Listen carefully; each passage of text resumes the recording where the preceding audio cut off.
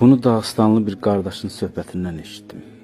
Qardaş deyir ki, Ümrə ziyarətindəydim. Kəbəni təvaf əsnasında qara dərli bir müsəlman qardaşın yanından keçirdim deyir. Və onun əllərini qaldırıb içdən hönkürərək, möhkəmdən ağlayaraq "Ya Məlikil Mulk, ey mülkün sahibi olan, ey mülkün sahibi olan Allah" deyərək öz dilində dua etdiyini gördüm.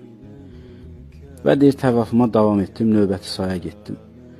Və yenə növbəti sayda gəlib bunun yanından keçərkən yenə gördüm ki, bu adam əllərini qaldırıb möhkəmdən haykıraraq, ağlayaraq "Ya Məlikül Mulk, ey mülkün sahibi olan Allah" deyib öz dilində dua edir, ağlaya-ağlaya. Və deyir, çox təsirləndim, durdum bunun yanında. Mən də əllərimi qaldırdım, o nə dua etdisə öz dilində, mən də əmin dedim. Və sonda əllərimi qaldırıb Allaha dedim: "Ya Rabbi,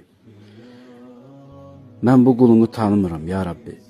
Amma sənin izzətinə and olsun ki, əgər bu qulun mənim qapıma gəlib tanımadığım halda məndən bu qaydada ağlayaraq nəsə istəsə, ya Rabbi, izzətinə and olsun ki, onu verərdim ona. Ya Rabbi, sən mülkün sahibisən, Allahım, onun istədiyini ona ver."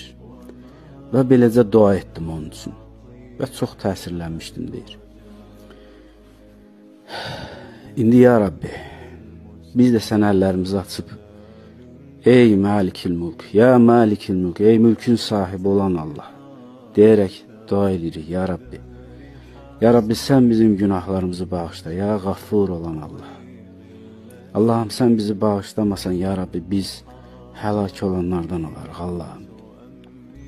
Ya Rabbi, bizə bu dünyada, ya Rabbi, müsəlman kimi yaşayıb, müsəlman kimi bu dünyadan köçməyi nəsib et, ya Rabbi. Dünya üzərimizə gəldi, ya Rabbi. Sən bizi bağışla, Allahım. Bizim canımızı xeyir üzərində bu dünyadan köçərkən xeyir üzərində al, Allahım. Ey mülkün sahibi olan Allah.